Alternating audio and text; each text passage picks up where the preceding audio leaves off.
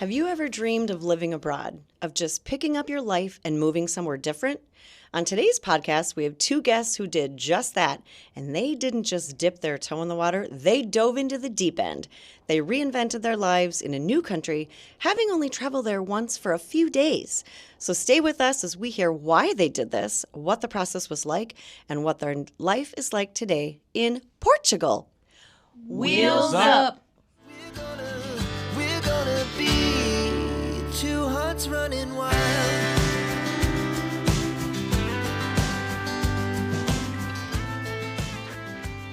Welcome back to the Meander Travel Podcast, episode 43. This is a really fun one for us because we are recording on location and in the moment from Porto, Portugal. At our hotel, actually, it's called the Social Hub, and we are recently off the Camino de Santiago. More to come on that later. And we are in Porto to rest and decompress. But if you guys know us and if you listen to our podcast, we don't do rest very well. So we have been on the go nonstop since we've been here. But we are taking a pause today to bring you a podcast because we couldn't miss this golden opportunity. Luckily for us, this hotel is very contemporary, and they have media rooms for guests to use, which has come in super handy. And today we're honored to have our friends Angela and Lisa join us as special guests. Hello. Hola, bom dia. Bom dia. Yeah, by the way, they're American and they just sound like they're from Portugal. So Angela is someone that Julie and I went to high school with, and I'm going to date ourselves. Please bear with. That's okay. 37 years ago, and we haven't seen each other since. But we probably were friends in high school, not always in the same circles, but knew each other and were friendly. But that was for like maybe 4 or 5 years. And we have been friends on Facebook for 17 years. It's quite a unique kind of way we communicate and get to know people nowadays in the world. So we have she's been a very supportive follower of me and her travel and just on our regular Facebook pages. And, all of a sudden we were like, hey, we're going to Portugal. Let's see if we can meet up. And that's what we're doing. So we're here to meet in person for the first time in 37 years. Yeah, and when we were coming here, we knew we wanted to try and meet up with you two, so we did get together and have breakfast and coffee the other day. And it was a lovely opportunity to catch up. And by the way, there's a lot of people out there who don't like Facebook, who are very anti-Facebook for a variety of reasons. But for us, it has been such a blessing because it has brought us together with you guys today. So we probably wouldn't have had this opportunity, wouldn't have even known that you guys were here if we weren't able to follow your journey. So it was great to catch up with you too. It was nice to meet Lisa, and we're excited to have you here. And you've been following our journey, and we've been following yours as well, because it's been quite an amazing thing to watch over the last year and a half. So let's get into it. You two have done something very bold, something that Julie and I, have always dreamt of doing. And so why don't you tell us a little bit exactly about what led you up to this big decision to be here in Portugal? I'm going to let, we'll kind of start with the first thing. Hurricanes Helene and Milton came through Florida in 24, and we had no choice but to look for a new place to live because we suffered flood and wind damage. But it opened the door for something new. And I'm going to let Lisa go ahead and take the next comment on that one. So, in case it's not clear, Hurricane Helen, we lived in Florida, right near Tampa. So we were very close to the water. Our house flooded, and unfortunately, a lot of the insurances did not take care of the contents of our home. And anyway, so we lost a lot of financials through that. So we were thinking about rebuilding. I didn't think it was financially feasible, so we decided to sell our home.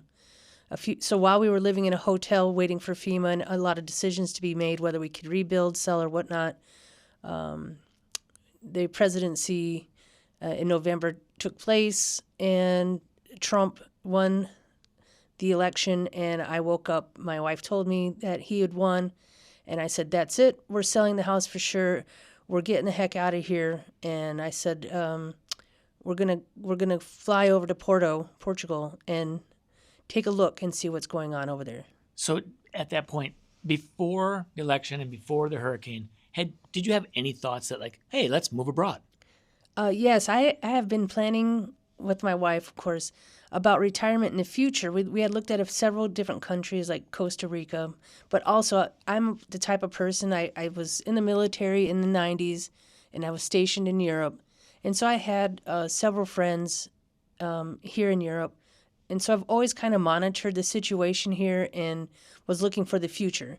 I just didn't know that the future was going to come in 2024, that it did. So I kind of knew what the culture would be like based on what I had from data from 1990. I'm dating myself too. So we decided to take a trip over in January to check it out, to see if my thoughts and what I saw in all the European news outlets, which I followed and not the American because of my own personal preferences, but to see if it was true and how my wife would take it. Yes, I was very hesitant. I had been hesitant for years because, yes, she often talked about, I'm going to get you to move to a different country. You just wait and see. And I mean, I left Minnesota to go to Florida. That was a big step to begin with. And then to think I'm going to leave Florida to go to another country, you are out of your mind. And yeah, when she woke up one day in November and said, let's move to Portugal, I remember pausing for a second, looking at her and saying, okay. And a lot of the thoughts were, well, we do have to find a new place to live. I can't live on the coast in Florida anymore. Hurricanes are too much for me, I've learned. We had looked inland Florida, and that just stopped. And all of a sudden, our next focus was Portugal.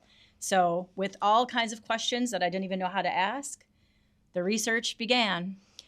So that's a lot of faith. I'm really impressed by that. But I'm curious, like you said, Lisa, you had been looking at a lot of different things and paying attention to news and stuff. But why Portugal specifically? It wasn't like, oh, let's go try a few different countries. It was, let's go see Porto. I'm just curious about that.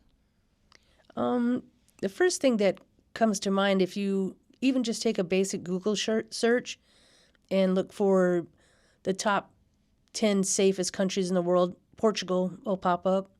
The safest for LGBTQIA communities, it will pop up in the top 10. The most happiest countries in the world, it will pop up. So you look at a top 10 list of the best things that the world has to offer. Portugal will make that list.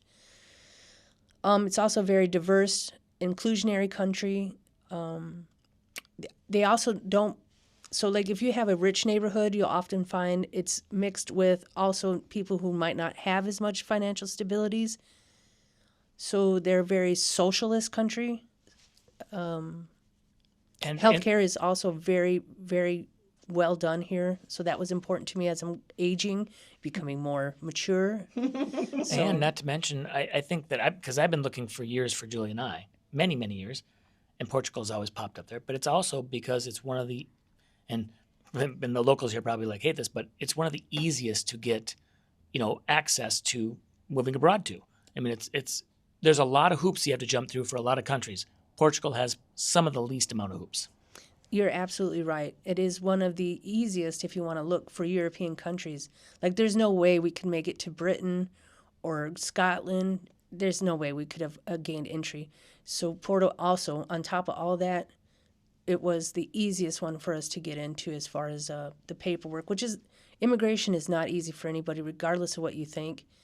It was the easiest for us to gain entry.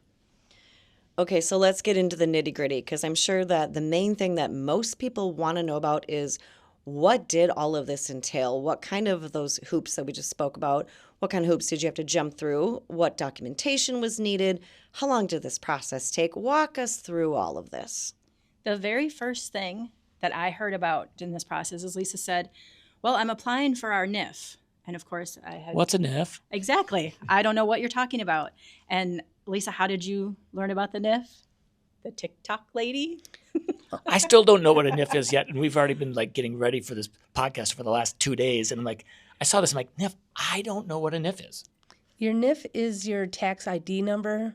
You have to provide that whenever you purchase something, or you should provide it. In order to gain an apartment or a house, you have to give this number, or if you want to get utilities, you have to have this number. In order to gain it, you have to apply for it. So you can use a website. There's a lot of websites that you can use.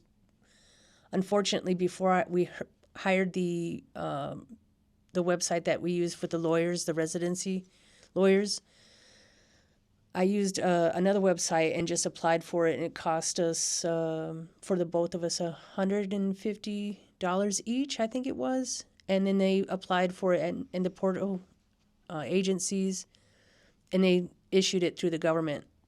Okay, Angela said something that caught my ear. Did you learn about this through TikTok? Because people on this podcast and have heard me talk about it for like a year and a half now, we learn so much on TikTok because it's stuff that isn't out there in our media in the U.S. a lot of times. And all of a sudden, I'm finding about things from TikTok that small little tidbits, and like then you go and do deep dive researches on things that you found. But is that something you found out about and knew about only because of being on TikTok? Yes, the algorithm did find me, and I really do wish I could remember her name. She broke it down for me first and put what we're going to provide to you, I believe. Angela's going to provide like a bulleted list, if you will. She kind of said these are the things in the order in which you need to chase these documents down, and that's the very first move that you need to make is apply for your NIF. And by the way, I'm going to paint a picture for you. We're sitting at a table in this room. Julie and I are holding spatulas with our microphones clipped onto the end of the spatulas, and we're passing the spatula back and forth. And Angela has the most detailed notes, and it looks daunting. There is a lot of information on these notes in front of her, taped to the table because she doesn't want to make noises with the paperwork by shuffling them around. So this is the scene, and she's got a lot of things to talk about here. These are important things you need to know if you're even thinking about picking up and moving to another country. Angela? Yes, I mean, this is a very, very professional setup right here with the spatulas, which is why I felt the need to tape the notes down. I don't want to make excess noise. I will say, yes, after Lisa told us about the NIF, or as we've learned to hear, the NIF, and I won't even bother to try to say the 3 words in Portuguese because I won't do it justice, but it is our tax ID number. And then Lisa continued to do research. She was working full-time, I was working full-time, but she took on that research job to find out what are the steps. We were going to do this on our own. We didn't need to hire anyone. We could get through this easily. That's not my cup of tea there, so you do that. I'll do my thing. But then as she worked through it, she realized, and we realized, this is a huge move. It's very serious. There are different laws. It's a different language. There are documents we don't understand. We don't want to go into this completely blind. So she did more research, and that's when she did find, as she mentioned, a lawyer for us, the residency advisors. And they have been outstanding. And they have a very detailed website that goes down. I mean, they even break down like how much your electric bills will be and why, and how Portugal will, compares to other countries. Do you have the residency advisors website that you can just mention right now? I think it's residencyadvisors.pt, honestly. And you could probably Google that. My guess, there's something similar for most countries. If you're looking to move abroad, there's going to be some agencies that are going to, this is a for-profit organization. They're helping people move to their countries. But it's beneficial to have that hand being held, right? Yes. So once we had the lawyers set up, we'll just refer to them as lawyers, and we could really pick and choose what we wanted from their services. They provided residential advisors, obviously, how you will live in Portugal, what are the documents you need to get over here, what meetings will you need to go to. They provided us with a realtor so we could find a place to live, and just a lot of things that when you first start the process, you don't think about, oh, yes, I need that, I need that, I need that. 1 second. Are you thinking at this point in time when you were just discussing it that you were going to rent or buy? We knew right away that we would rent because we don't know the country yet. We figured we would be in one place for just a short period of time. If we liked it, we would stay, but we would also take that time to explore the country. And if we wanted to move, we wouldn't be committed to a home that we had purchased at that point. I just want to backtrack just real quick about the importance of buying, the importance of getting with the residencies advice. We're not plugging them, by the way. That just happens to be who we used. When we got the rental agent that helped us out, one thing that we didn't recognize is that over here, you can choose your electric provider. So it's like a contract.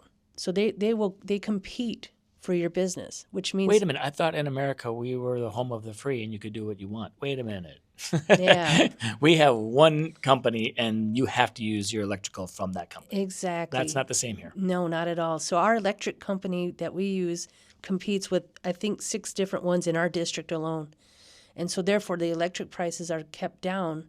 And then not only that, there's different There's different times that you can choose to have your electric, so there's surge time. Anyways, it's very complicated. We found the service that we wanted, and then water is only one water company, okay? So that's through the government. But So- they're working on changing that. Right. So it's treated the same as electric, where people can choose and you don't have to just take what's provided in your neighborhood. To drive down the prices. And then also, Portugal happens to be, I think, 70%, and please don't come at me if I'm wrong, but I think it's 70% renewable. Well, not to worry. I make mistakes on this podcast all the time. So It's I human, just right? hope that people don't catch it or they just let it slide. Right. So they are very much into renewables, which is something that I'm into also. Solar is a big thing. And wind. I know people don't want to hear wind, but they're very much into the wind. Oh my goodness. Wind turbines. Yeah, Yeah, the Yep. turbines. We walk by a lot of them. Yeah. I was just going to say that when we were walking the Camino off in the distance, there was a whole bunch of them because there is some serious wind around here you guys can tap into for sure. We can see the windmills from our patio, which is great sometimes, on a clear day. Back to our process, once we had the lawyer in place, then it was serious, like we're doing this. And they didn't really give us exactly what we needed to do because we knew we needed to come to Portugal to scout it out, take a trip just to see it. I had never been out of the country like that before, so Lisa knew she had to bring me over here to at least open my eyes to what I would be moving into. So we made a point, so this was November, we made a point to fly over to Portugal January of 25 to scout the place out, figure out which city we want to live in. And so from November decision day to January travel day, we told friends and family. We made the decision for me to quit my job. I gave notice at the school, and, it became real. And family and friends were uncertain at first. They went through all sorts of different emotions. Some were super happy right away. Some were confused. They thought we were making a knee-jerk decision. Why are you doing this? What are you going to, you don't know anything over there. You don't know anyone over there. What about what you have here? And, for us, it was sad that we'd lost everything in the hurricane, but at the same time, it opened this door that, like Lisa said, we wouldn't have taken for several more years. So we got pushed through. This is very similar to Julie and our path with quitting our jobs to, my job to, pursue a life of travel, to try and do this for 4 or 5 years, see what happens. And if we have to go back and get a job, that's, what's the worst? You can always, move back to the U.S. if it doesn't work. But people are afraid of change. People are security minded, and they think, well, you can't do that. You were probably told you can't do that by people. So I do have a question about the Lisbon/Porto. Did you think that, hey, we're going to start by looking at the two big cities in Portugal because the amenities and different things, or what was the reasoning? For me, it was the language. I know that most Europeans, the common language is English, because if you think about other countries joined together, it'd be hard to speak 23 languages in the Schengen area alone. So the common denominator language is English. But the further you go out into the small towns, you're not going to be able to have that language crutch. And Portuguese is not an easy language to learn, although we're trying to learn it. It's going to be a couple more years, I think, before we can have a even somewhat respectable ability to speak it. So we thought we'd spend at least a year in the big cities, one or the other, and then from there decide whether we're going to move out or stay. It's nothing is permanent for us. I think a lot of people have that romantic version of like, oh, I'm going to move into this quaint little village, out in the country, and I'm going to live this beautiful life. But a lot of those people in that town probably don't speak a lick of English, and that would make your life a lot harder. And the amenities you have, get your feet on the ground here in one of the bigger cities. I think it's a great idea. Yeah, so we made that scouting trip, but and people took us more seriously once they realized we have a plan for this, and the ball is rolling. So they did switch to being more excited for us, and then of course we went through the happy, sad emotions that we're going to miss each other. But our scouting trip in January came up, and we made a point to spend a couple days in Porto, and then we traveled down to Lisbon for a couple of days. We met our lawyers. We met our new bank relationship coordinator, or her very fancy title, our banker. She's wonderful.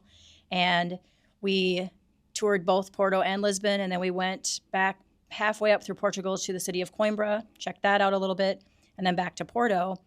And even when we left, we were still debating between Porto and Lisbon. And for me, it was for comfort, like how much does it feel like America for me so that I don't have to go through so many transitions. And that would be Lisbon. There's more tourists there. There's more Americans. There's more English speaking. But then I slowly got more comfortable with the idea of, no, this is a change. I'm not moving to another state in America. I'm looking for a whole life change here. So we landed on Porto because it is smaller. It's still big enough to have everything we need, but it's not so big that we're going to feel like we're in Los Angeles. And it's stunning. It is beautiful. Hilly, but it's beautiful. Yes, it is hilly, and it is very, very, very beautiful. So, we're still in this process, and, while we were here, we didn't know what our timeline was going to be. We traveled to Portugal in January thinking that if it was okay, we would just stay, and that would be it. So we literally packed everything up that we owned in December before our trip. We had friends ready to ship our stuff over for us. We had friends ready to travel over with our cats if we, in fact, did stay over here. We didn't know if we were going to end up going back to the U.S. just for a couple of weeks and have to quickly finish everything and then go back. We did not understand the timeline yet. But we learned that it didn't happen that fast, so we had time. We met wonderful people. Everyone who commented on things made us feel more and more certain of our decision to move to Porto. And I have to share one thing that 3 different individuals said while we were in 3 different areas in Portugal on our visit, is they would talk about this and that, but they would end on a statement that said, well, in the end, we're all just human. And after the 3rd person said that to me, I brought tears to my eyes. Like, that's exactly what we want. We want to be in a place where we're all just humans. We're just trying to live through life, doing our best and being our best. And we didn't ask them for that, opinion or anything. It was just their natural thought process. That is so beautiful. Is that something that people say over here on a regular basis, or do you think it was just a cosmic message to you? Probably both. It was a great cosmic message, definitely, to help the decision process, but it is what we've experienced ever since. They are genuinely happy, helpful, welcoming, accommodating individuals. Just here when we actually took an Uber here, which we didn't want to. But anyways, that's off the topic. We did take an Uber here, and the driver, once he realized that we were American, he pulled the car over, and then he said, hey, this is a place that you need to eat. It's not where tourists go. And then he said, take a picture. And then you need to go here and eat this place. Take a picture. And he goes on, and he's like, I hope you have a really good day. And he's speaking, kind of broken English, but very good English. And this is the kind of services that we get from any Uber driver. It's not just this is a common everyday occurrence. If you get an Uber, they will take the time to tell you something about Porto or wherever you are in Portugal and give you a key thing that maybe it's not the everyday tourist thing. Or you can ask them and they'll tell you, you need to go here in Portugal where tourists don't go. It's beautiful. And they'll show you pictures and districts. It's amazing. In addition to that, she's exactly right. The drivers, before we learned the metro system and everything, we used Uber quite a bit, but every single driver, especially if they learn that we live here, they share everything. We have had many drivers give us their phone numbers, names and phone numbers, and say, please contact us if you need anything. When we came down for our scouting trip, it's January, it's cold, we were bundled up, and we set up an Uber to go to the beach by the ocean. Clearly tourists, because no one's at the beach. It's too cold. Our driver realized, Rui, he realized that there was more to our story. So he asked, what are you here for? And we explained that we were moving. He turned off his Uber clock for the day, and he spent the entire day driving us around to various places in Lisbon, teaching us about the different districts, what the highlights were, where you'd get stuck in traffic, what you want to know about this and this and this. That was the most heartbreaking thing about not choosing Lisbon, is that we wouldn't be close to Rui. But we still wish each other Merry Christmas, and it was just, he was that, like, let me help you, sincere, took his day. He showed us pictures of his home and the meals he cooked, and he's like, you have to come over for a dinner. and drinks, and he explained the coffee process and all of that to us. And it was just so, I mean, we saw beautiful things in the cities that we wouldn't have seen on a regular, tour or just driving around on our own. And we learned insider information. And it's been that way ever since. We've done random tours just because we want to learn more. The young man who was our guide on the boat ride up and down the Douro River, we have his name and number. He's a college student working on the boat for the summer, and he's happy to show us around or answer any questions we have, and they're sincere. That is so fantastic. That's beautiful. Okay, so talk to us a little bit more about the documentation required, the actual move. Get into some of those details. I have one about that because she mentioned it. Let's the banking. You said you had a banker, because there's a process with when you take your funds and you move abroad, and it's not as simple as, hey, I have a bank account back home, I'll just use that. One of you can talk to. I'm sure that this is a little bit of a process. It was a process, but it actually was simple. One of the requirements is that you have to have a Portuguese bank account before you can make the move over here. So that was all set up to meet our banker, and we actually opened our accounts online from America before we came over. But we finalized the details in person in Lisbon once we came over. So scouting the place, meeting the lawyers, and setting up a bank account were high on the to-do list when we came over for our visit. And Lisa, you can speak more to the banking process. And maybe taxes too. Taxes is a whole nother thing that will come with later. That's yes, but it's not that bad. The banker, we had to meet her in person. The security here is is much better and secure. If you think about it, there's more countries involved. There's people from every country, everywhere, trying to bank through Portugal. So transferring money is not that big of a deal. It's an international wire. You can wire your money over. Of course, you're going to have, if you can have American dollars here in the bank. In our bank, we do have two different accounts, one with American and one in the euro. You set that up on purpose? Yes, we did set that up on purpose because you lose money when you transfer the exchange rate, right? But also the dollar at the time was much stronger than it is now. But we keep that just because I don't know. It's ease too. It's ease, and the dollar's supposed to be the stronger of the monies in the world. Anyways, we're just keeping that money there for now. And then because I work for an American company, my money comes to me in the United States dollars. So I transfer that money that I need into my European account. So when we did move, the residency advisors gave us a banker. So we have an actual person that talks to us who knows us by name, and we have a relationship. And actually last Christmas was going to hang out with us again because she wanted to. They're very kind people. We ended up not connecting, but that's another story. You meet with her, and then they give you a bank card, and you pay a fee once a month for your banker. But essentially, they take care of anything. If you have any problems, you call her directly, not 1-800 number. She will talk to you on the phone. She'll talk to you on WhatsApp or whatever you want to do to take care of any issues that you might have. But banking is very different here than it is in the United States.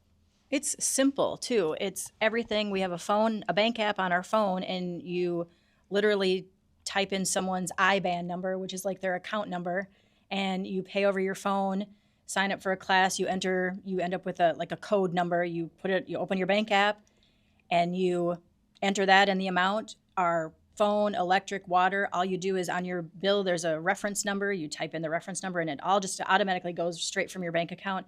There's no setting up, auto pay for this. I mean, you can, but it's just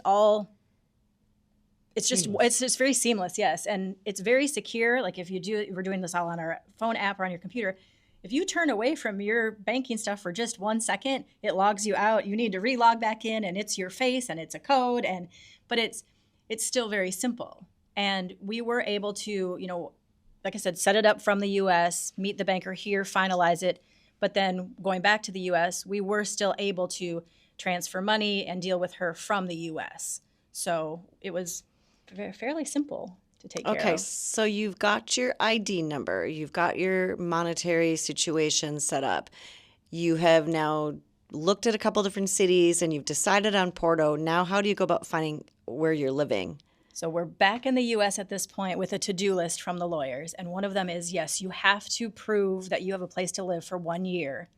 And what we're working up for is our very first appointment at the Visa Facilitation Services Office, which is the VFS. And those are located, they're consulates in the U.S., they're offices in the U.S. consulates that you have to go to for an appointment to submit your documents if you want to move to Portugal. In person. In person, yes. So we were tasked with go back to the U.S. and make an appointment with the VFS. That is job one, and then get all the documents together, and then you send them all to the lawyer, and then you wait for that appointment. Well, we didn't realize how hard it was to get that VFS appointment. We learned through another contact, it was random, but Lisa was talking to someone through the VA services, and they were also looking at Portugal and said, join this Facebook group. So there's Facebook coming in, when needed again. Yep, super helpful. Love those groups. And so we joined, and they gave a lot of pointers. So we had the lawyers. We also had the Facebook group. And sometimes we'd hear something from the Facebook group that we didn't hear from the lawyers. So we were able to ask the lawyers about it or confirm or get clarification. So it was really nice to have like book-ended references and support systems. And that's where through the Facebook group, we kind of learned about this VFS is very hard. They only release a certain number of appointments every few weeks, and they are snatched up immediately. They're incredibly backlogged. So, and you're assigned. We lived in Florida. We were supposed to go to the office in DC. There's no choice. You don't get to pick. DC was so overwhelmed that they opened up the Houston and Miami offices. So we went for the Miami office, clearly in Florida. We tried for 2 months to get an appointment, January and February, or January, February, March. We finally snagged an appointment in March. So from January to March, we tried to get an appointment, and they just were gone. And so, of course, it's kind of, it's like, oh my gosh, we're never going to, it's the first step and we can't get over this step. So it was frustrating. It was, hard. But then when we got in, it was celebration day. Like we got the meeting. The meeting wasn't until May. So you got the appointment in March, but it wasn't for a meeting until May. Yes. We Hurry started. up and wait. Exactly. Start trying for a meeting in January. You schedule the meeting in March. You have the meeting in May. So again, we're trying to hurry to get all these documents, but at the same time, we do have to wait because the documents that they gave us have time limits on them. So we know we have an appointment on May 30th. So we have to get an apartment. You have to have a 1-year lease. Our residency advisors hooked us up with a landlord or a realtor. He said, we'll start looking for an apartment May 1st. So of course, we're in slight panic mode, like, you don't want to look now because, May 1st is awfully close. He was not worried at all. So on our... And you have to have the address before you can have your meeting. So if your meeting's in May and your first appointment is in, with your realtor is May 1st, start looking, you better find something really, really fast. Exactly. That was the fun pressure of the timelines. Timelines were key in this process. But he wasn't stressed. So we on our own, they gave us a website to start looking through, apartments and stuff like that. So we did a bunch of searches and, we couldn't tell him anything yet because he wasn't ready until May 1st. So we just kept looking and we didn't know what we were looking for. So it was a fun process. So wait, what date was your appointment in May? May 30th. May 30th. So you had most of the full month.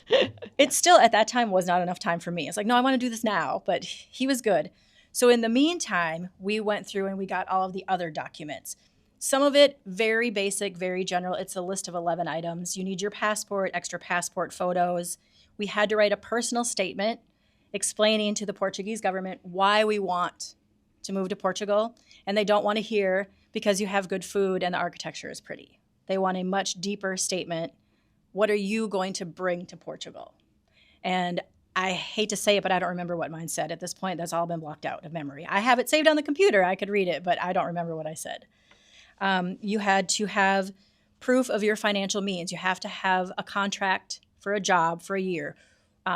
We should back up quite a bit. We are here on 2 different types of visas. Lisa's here on a digital nomad visa because she is working remotely in Portugal for a United States company. And I am here on what I refer to as the tag-along visa. It's a family reunification. I'm not working. I am basically on her visa because I am her wife. So we had to show a contract for her job that was good for at least a year. And we had to show 3 months of bank statements, U.S. bank statements, and we had to show the proof that we had funds in a Portuguese bank account. So again, very easy. Okay, Lisa, let's back up for that visa for a second, because getting a work visa abroad is not easy for a lot of people, because a lot of times an employer in that country has to, go and ask for the visa. They have to pay a big chunk of money for it, and a lot of places don't want to do that. But you're employed by an American company. Did they have to do that for you, or did you ask them, or who paid for the visa? Was it you or them? And what did they think about you living in Portugal doing your job? Well, there was a couple of interesting things that happened with this whole situation. I let my employer know it's a small company, and I had told my boss that we were moving to Europe based on whatever the hurricane. It's a Florida-based company, and they were fine with it. They're like, okay, and I told them it's a digital visa. Okay, HR knew, great. We moved over here. We're just going to bypass a bunch of stuff that happened. It didn't cost them anything. It's a digital. It's me. They said everything's fine. Okay. Well, our company got bought out by another company, a big company. I'm not going to name Big names. corporate. Big corporate. They think of things differently. Oh, they sure did. They're like, oh, no, we're going to fire you. Oh, great. That lawsuit will be coming. Well, they did not care. They said, we don't have a license for that. We're not going to take over the responsibilities of that. You can do one of two things, you have two choices here. You can become your own company and come on as a consultant. So now I am a small business owner, a one-person business, an LLC, who is working for myself. I had to figure out all that stuff on my own. In a matter of 5 days, I got my own business, LLC, out of Florida. So now I work for the same small company under a giant, large corporation here in Porto, still as a digital nomad. So I averted that crisis in the middle of keeping my digital nomad. And we've been talking about becoming digital nomads for some kind of, that's probably the easiest way for a lot of people to move abroad and have a digital nomad visa, as opposed to getting a work visa to work within somebody's country, because then they have to be sponsored and whatnot. So that's great. Sounds like Angela's got the best deal in the world, because from what I understand, your visa allows you to actually work here and make money here in this country. Yes, I have the option. I can continue to not work. I can work for a U.S. company, or I may work here in Portugal. For some reason, my visa, it's open-ended. I can do what I want, if I want, when I want, and the jury's still out on whether or not I'll go back to work. So, honey, I think you should get a digital nomad visa. Are you talking to me or one of them? And then I can do whatever I want to. Or vice versa. Nah. It's been a blast. It frees up all the time to walk the beautiful hills of Porto. Yeah, so everything was kind of falling into place. We also needed, it's very easy, to jump back and forth in this, but that's kind of how our brain worked through this process too. You think you're 10 steps ahead, and then you have to reverse and go back because you forgot this or didn't do this or something like that. But we needed an FBI background check. So you're getting fingerprinted. You have to send it in. It has to be a new word I learned, apostille, which I didn't know before this process. To me, it's a fancy notary, Secretary of State has to stamp and sign off on it, and we've done about 100 of those. Yes, I know Julie was telling us early, and I think you're the only person who's ever used that word before, because I had never heard of it. But, and that has an expiration date. So again, timeline. If you're ever thinking of doing this, get your calendar out, because everything is on a timeline. We couldn't get the apartment too soon. You don't want to get it too late. The FBI report expired at a certain time, so you have to make sure it's good for your meeting on May 30th, because if it expires the day before, you're not going. We had to get our marriage certificate apostilled, which I had to go to Tallahassee in person to do this because they're so backlogged. I would be waiting for 2 to 4 months, but if I did a walk-in, they'd do it same day. So you make the drive, you make the sacrifice. That also expired. So you had to make sure that was good for a certain amount of time. So you got it apostilled and then you were going to use it, and it already had run out on the timeline for the apostille.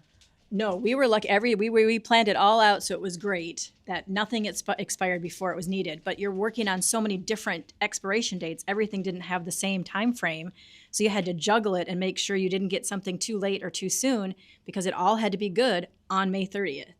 And we did it. We made it. May 30th came. We were able to go to our appointment in Miami.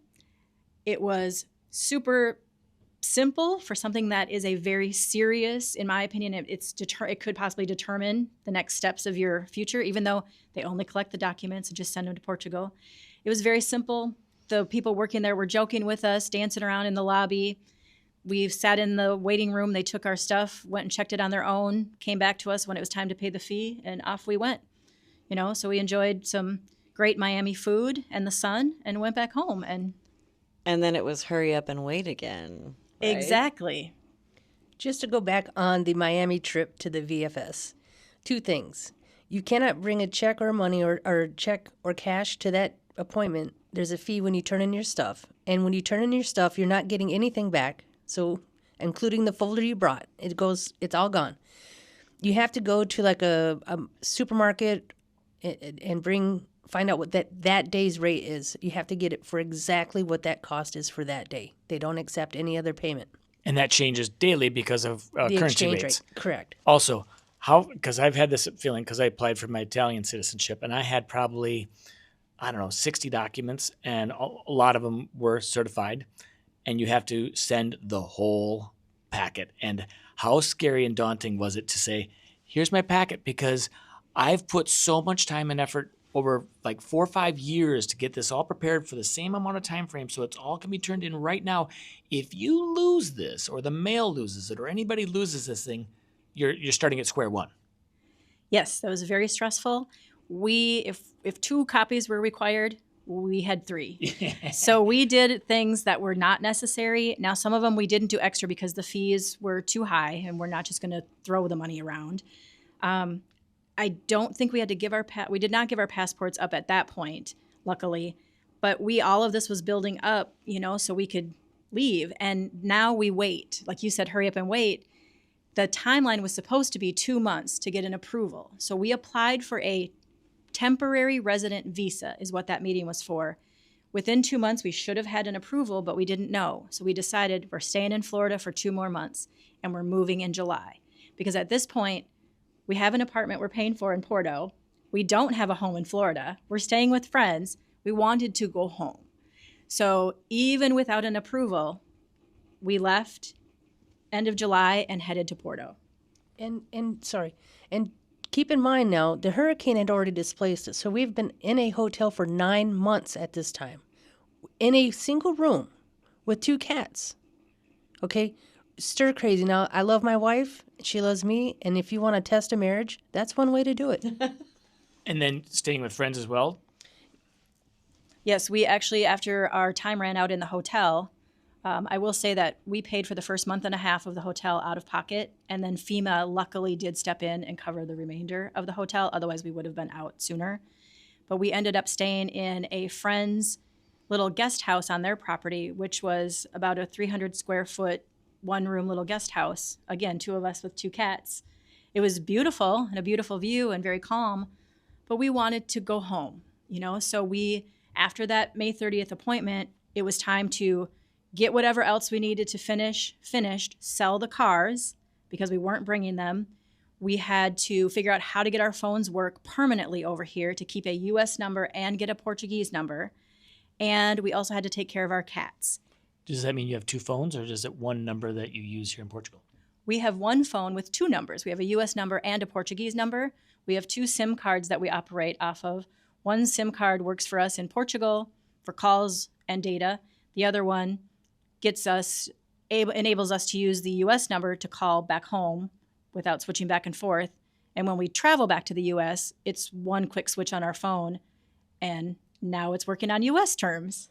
I don't think many people know that our phones are capable of doing that. I think that, I've known about it, but we haven't needed to do it because we use our same, provider, and it works abroad in almost all countries. But when you're moving abroad and you want to have access to your old number where everybody can still reach you, that you can actually have 2 different phones on your same phone is kind of a pretty slick little feature.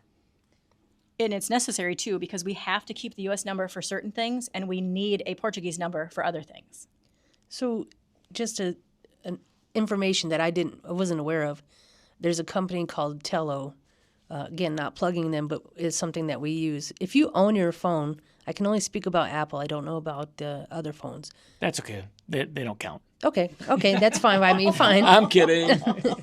But if you own your Apple phone, Tello, you can get unlimited text, data, and phone for something like $26 a month. And there's no additional fees. There's no hidden this, that. And you can change your plan at any time. So for example, my phone has dual SIMs. I bought my phone from AT&T. And when I did that, I transferred my services to Tello. I kept my American number so that when I go to the U.S., I paid Tello $6 a month, U.S., to have my American number so I can call anybody in the U.S. for $6 a month, unlimited. And then when I go to the U.S., I switch it over because I'm a data freak. I'm just like most people. I TikTok my life away and doom scroll, right? So I do change it over for the time I'm there, and I pay the $26, and I don't use my European Vodafone number. But I keep it open for calls that I might get from Portugal. And then when I come back, I switch it back to the $6. There's no hidden fee. Like I said, they just let you switch it whenever you want. So Angela pays $6 a month. I pay $6. So it's $12 a month for America. That's nothing. Exactly. And then for our phones here in Europe, because I know you wanted to talk about what we pay.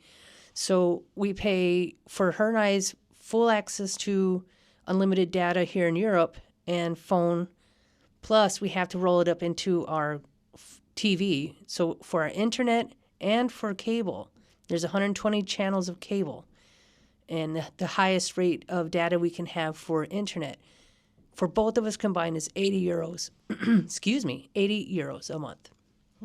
And that's, when you're using those high-end numbers, that's cheap in the U.S. It's incredibly cheap in the U.S. for all of those services together. I mean, it's cheap here, Yes. compared to the U.S., yes. Yes. Inexpensive, not cheap. Inexpensive, not cheap. yes. It's affordable. There we Affordable go. is the word. Affordable for us. So phones was one thing you had to learn about. Next step was the cats. And honestly, the documentation for the cats was probably the most stressful part of the process because the cats have to go to a vet, get microchipped with a specific type of microchip and all documented and rabies vaccinations. And then you wait because they have to go back for a final visit right before you're going to move where the vet does a quick check and then submits a certificate to the USDA. The USDA has to give their seal of approval and send you a certificate, which is only good for 10 days. You have to travel and arrive in Portugal before those 10 days are up, or you start over with the cats. And they say it's a quick turnaround, but you have no idea if it's going to happen or not. We received our USDA document the day before we departed Florida. Ooh. So we were already talking backup plans, like does one of us go without take the luggage, the other one stays with the cats until we get the document. We got lucky, we got the documentation, and off we went. 2 humans, 2 cats, 4 suitcases. Now, if you hadn't gotten that document in time, could you have had a friend hold the cats and then send them on a plane a week later whenever you get the document, or did they have to travel with you? We could have had a friend do it, and then they have to go through, they have to actually see the vet at the Porto airport as well, and you have to present that documentation. The Porto vet then checks them out and gives a new certificate saying they're allowed to enter Portugal. The Porto vet was wonderful, very loving. That was an easy process. It was the timing of the USDA certificate. So timelines. Okay, so you're all happily living in Portugal. Tell us what your life is like here now. It was interesting to start, a lot of back and forth, because we moved over here with our temporary visas. There's another appointment that comes after that. Or I should say, I back up. We did not move over here with our temporary visas. We moved before they were approved. Right. The paperwork was still in transition.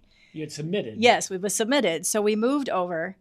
we're playing the waiting game. We're trying to explore, learn about the city. We're also trying to find a mattress, a TV, groceries, trying to furnish our home, learn the lay of the land. Also, we had to start the 90-day countdown because we were tourists at that point. We were only allowed to be in Porto for 90 days at a time. As you know, there's the 90-180 rule. I know you two are very familiar with it. So we had the countdown, and we had to figure out, well, if we don't get our visas approved, we have to leave. So we made travel plans too. So I went back to the United States for a month to stop my clock. And then when I got back to Portugal, Lisa was going to leave for a month. So we were going to go back and forth, hoping that one of those times the visa approval would come through. Well, luckily I came back from the US, and within 5 days we had the approval. So I actually never had to leave. We never would have hit the 90 days. But now we're back to timelines. You get the approval. You have 30 days to take your passport, mail it to the DC consulate for them to affix your visa in your passport. You cannot do it in person. It has to be mailed in. So we had to go back to Florida. So I turned around, back to Florida I went. I was there for 2 weeks. That's when it was really nervous because I'm mailing my passport to DC, and then I waited for it to come back. Then I went back to Portugal. Lisa's turn to go get her visa. But then the other thing you watch for now is appointment number 2. You have to go to the IMA office here in Portugal. It's their immigration office. So when you get your visa in your passport, you hope that they've scheduled you for an IMA appointment.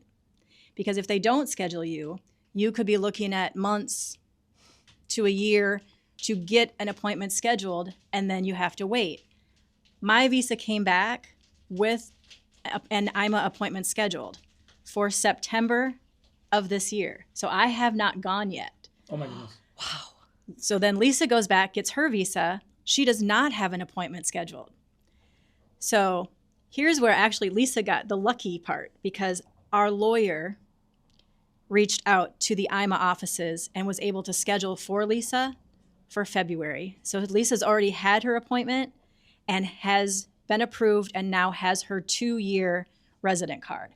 While I'm technically here on an expired visa because my visa expired in February, but I'm okay because I have an appointment in just a couple of weeks now, finally. But you can't. I am not allowed to leave Portugal. I have not left since October of last year. And so, because if you left, you might not be able to come back in. Exactly. Yep. They might let me in. They might not. If they let me in, I could go to my appointment in September and they might say, no, you left. So we're going to cancel your appointment. Show some commitment. Stay here because you're living here. And when your appointment comes, now you've been here the whole time. Yep. I'm committed. So I'm living the Portuguese life. Okay. So now you've done all these documents, all of these meetings, everything's gone except for you have one meeting left over. You're how much, and when you're looking at this from the beginning and you're learning about these things, how daunting does that look? And then what is the reality of it as opposed to what it looked like at the beginning? Very stressful at the start, up and down stressful throughout. But when I take myself out of that right now, we could very easily guide someone through the process. And it really isn't, I almost don't want to say this, but it isn't that hard because it was laid out for us. We had support. Some of the documents you already have. We were able to pay attention to a timeline. You just have to pay attention to what you're doing. You have to read. And I know Lisa has advice about getting support. Get more than one resource. Yes, Angela and I are very different people. She's very, very organized. I usually have plan A through double D. So yes, okay, that sounded funny. Okay, yes. I like the way you're thinking. A to Z, maybe? Yeah, okay, double Z. I want or to see your whatever. spreadsheets. So for me, being that I've traveled outside the country, I've lived outside the country, I wasn't so overwhelmed with the things that were going on. Everything that I've done in my life always is, I take the hardest way to get something done and just do it. So to me, it wasn't so daunting and overwhelming. I knew that the timelines were hard. I knew that things were going to pop up. I knew it was going to be, this is going to cost this, that, and it. So I didn't worry about it so much. But Angela's a little bit more rigid in her personality, which is not, It's true. I mean, I'm not trying to, she's just very much organized. And if something kind of falls off, then it kind of can throw her for a loop where I'm like, okay, we'll come back to this later. It's okay. So she's the one with the spreadsheets. Well, she has them on the table right now. Yes. You think as a teacher, fly by the seat of your pants, everything changes at a moment's notice. But when it comes to this, the rest of your life potentially, yes, I want all the details. Even our lawyer giggled because and looked directly at me after Lisa's IMA appointment. She goes, I know you like to ask questions and I know you like to worry. So she was great. She got it because I was the one sending most of the emails, asking the questions. Let me confirm this. Let me confirm this. But I know, yes, at this point, all is said and done except for my meeting and pulling yourself out of the stressful, emotional parts of it. It was a fairly simple process. You can do it on your own through Facebook groups, Google, all of that stuff. If you want to, go for it. But we do recommend getting some outside help because even when it came down to the IMA appointments here, our lawyer knew the locations. She goes to the meetings with us. We waited in the waiting room. She did all the talking. Lisa wasn't needed until it was time to take her picture and pay the fee, and the language, all of that stuff. That's worth it. Getting the realtor to help us through. Cool. Okay, let's talk about some of the fun things now. So, what do you love best about living here? Well, I should say we live directly across the street from Estadio do Dragão, the Dragons football stadium. Oh, we just went by that yesterday. The soccer is, stadium. yeah. And when we were looking for a home, Lisa wants the one in the country where you can hear the roosters. And I want the one in the city. And we decided that let's give this city one a try because she said, you want to live across the street from a stadium? Do you have any idea what you're getting yourself into? Yeah. I said, well, we wanted to immerse ourselves in the culture. What better way? And it is very fun to be sitting in the apartment and hear the cheers when they score. We're like, oh, we scored. Why aren't you going to the games? We've been to one game. We tried for two others. They've been sold out. Campeões, champions. But They're playing tomorrow night. Yes, they are. Sold out. Sold out. Oh. Sold out. Oh, that's a shame, honey. We can't go. Bummer. It's been very fun. Just walking the street and seeing some sort of random celebration, as you and Julie encountered yesterday. Yes. And meeting the people, seeing the architecture, walking around, realizing that, I went on a tour of this area a year ago and everything seems so far apart, but I literally can do this in a 5-mile walk. And I love that I can turn around and see all of this beauty in front of me. So tell us about the living adjustment. What was really easy to adjust to? What was difficult to adjust to? I honestly don't have a problem adjusting to things. I go by the seat of my You're pants. military, so you had to adjust, Exactly. Adapt and overcome. Everywhere I sit is home to me. Okay, I can make this work. The things that I really do appreciate about this country is in the military, you kind of train to keep your back to the wall and look for the openings and wherever there could be a problem. I found out very quickly that I'm not looking to get shoulder checked wherever I'm getting. I can sit with my back to the door. I'm not worried if somebody touches me on the shoulder like the waiters. I don't jump every time somebody comes near me or there's a loud bang because let me tell you, there's fireworks going off in this city. Every night there's a party somewhere going on, especially in our apartment. So the Not in our specific. I was like, all right, here we go again. I mean, maybe there is in my head. You never know, but it's very relaxing, and just having that stress, especially being a woman. I don't feel like I have to be constantly vigilant about everything that's going on and worried about it's dark, I got to get home, or do I have something in my hands? Ladies, you probably know what I mean. Constantly worried about your situational awareness. Mm-hmm. So that's a great thing for me. Fabulous. What about you? The hardest thing so far is the language. It's very difficult. We've not been great about our classes, but we're getting a little better. But you freeze when someone starts a conversation with you, and it's uncomfortable for me because I want to be respectful, and those are just my own thoughts. So I feel like if I'm going to a Portuguese store, I should be able to ask in Portuguese what I'm looking for, and I try, and they giggle, and they switch to English, and they're very patient and very supportive, and it's just more I want to be respectful. I want them to know that I want to be respectful. And it breaks my heart when some elderly, adorable man or woman comes to me asking for directions, and I have no idea what they just said, and they don't speak English, and I'm not quick thinking enough to pull out the phone to translate before we've parted ways, and I'm still wondering what I could have helped them with. So I am really looking forward to being able to do that.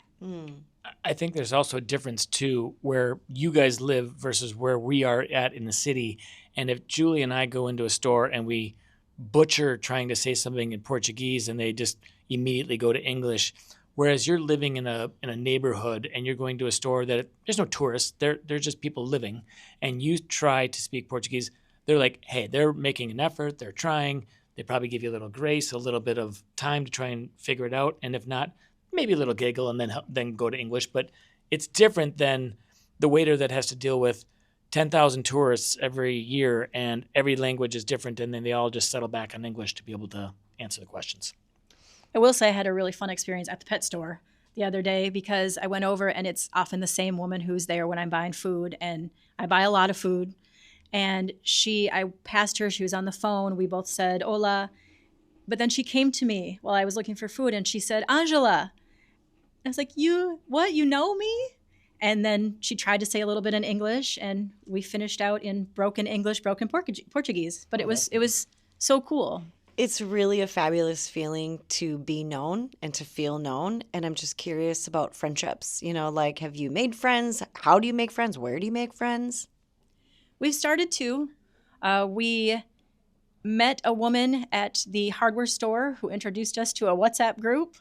And we've joined a couple of groups there. We went to some new friends' homes to start to play D&D. And that's kind of Are these expats? Yes. So Okay. Unfortunately, so far, the friends are expats. We don't have any local Portuguese friends. We have acquaintances. But through the WhatsApp groups, we went to a craft fair. Pardon me, I have to interrupt. I'm going to say, on behalf of their new friends from the WhatsApp group, it's not unfortunately that they're their new friends. It's that it's unfortunate probably that they hadn't made also some friends that are Portuguese. Yes, thank you. Grammar is important. Says the English teacher. They like you. They really like you. Remember, I'm a kindergarten teacher. Oh, sorry. So yeah, we've managed. We went to a craft fair and met a couple of wonderful ladies who we've been to their house for cards, and they've been to our house for cards now, and we have future get-togethers planned.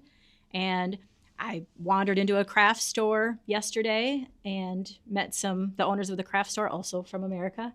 But yeah, little by little, we're getting out there. What we've also been fortunate enough to be invited to things by some Portuguese tour guides and drivers. So we've been invited to celebrations. Lisa does regular monthly wine tastings at a local wine shop. So little by little, we're getting there. We're slowly getting to know our neighbors, both American and Portuguese. Oh, that's very cool. Okay, we're going to have to wrap this up soon, but I feel like we could talk to you guys forever about this process. And And about this came everything on that's going at the last minute. Like, we were having coffee, like, hey, Julie and I looked at each other like, we have a really good opportunity to get some good information and while we're here. So this was 3 days after our coffee. So any last minute advice about the city of Porto, about the process of moving here, anything that you guys want to share? You can each take a moment to say something. If you're thinking of doing it, do it. I know a lot of people talk about it, and I'm saying this as someone who is terrified to do it. change. And I'm good with change, but this was a huge change. But if you're thinking about it, give it a try. If it doesn't work, as we've said a few times, you can go back. If your job doesn't work, you can get a different one. I mean, the same questions come up no matter where you're living. It has been worth it. It's been eye-opening. It's been an experience, and it's all been for the better so far. I have to go with what my wife said.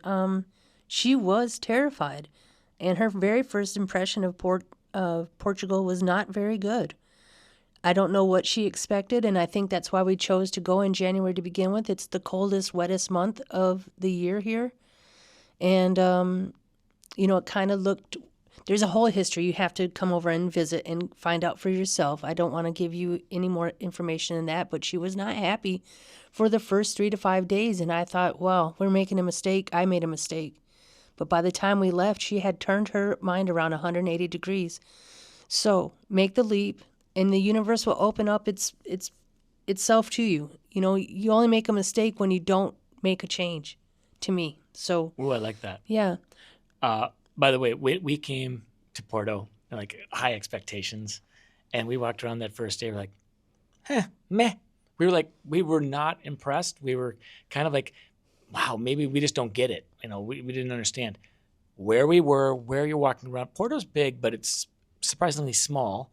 But when you get moving around, like we walked around that first day, I'm like, wow, it wasn't great. It was okay. It's not what I thought it was going to be. And then day by day here, oh my goodness, I'm so in love with this town. It's unbelievable. The culture, the people, the scenery, the geography of it, it's so beautiful. Part of our problem is we were in the wrong area. And then the second part is we've been so tired that we've been going back to our hotel room about 9 o'clock at night, which is absolutely wrong. No, you just got done walking 800K across, 2 countries. I think that's fine. You can be tired. But we would go to bed too early. And last night we stayed out much later, yay us, almost to midnight. And it was so breathtakingly beautiful. We could not stop taking photos. We could barely go to a restaurant to eat, though we were starving because we just wanted to keep taking pictures. It was astounding. Yeah. We're thinking of starting the visa process. Yeah. We'll be new neighbors. Yeah, that'd be fun. Okay. So we do have to wrap this up. We do. We want to say thank you so much, one, for being listeners and followers, because you guys, for years we've been talking on Facebook back and forth, and I've said many times, like, hey, I think next year I'm going to come over and do the Camino de Santiago. I might be near you in Portugal. Maybe we'll come visit. It actually happened, and that's really cool. We made it happen. We did it, and I'm so, so glad. And I'm glad that I listened to your podcast. I am going to plug the podcast, everybody. If this is your first time listening, go listen to some of the older ones. I'm not a podcast listener. They're good. They're very easy to listen to. Thank you. Thank you very much. That's nice of you. So we have a tradition. Obviously, you helped us out on the way in. But as we say at the end of all of our things, thank you very much for being here. Thank you, everybody listening.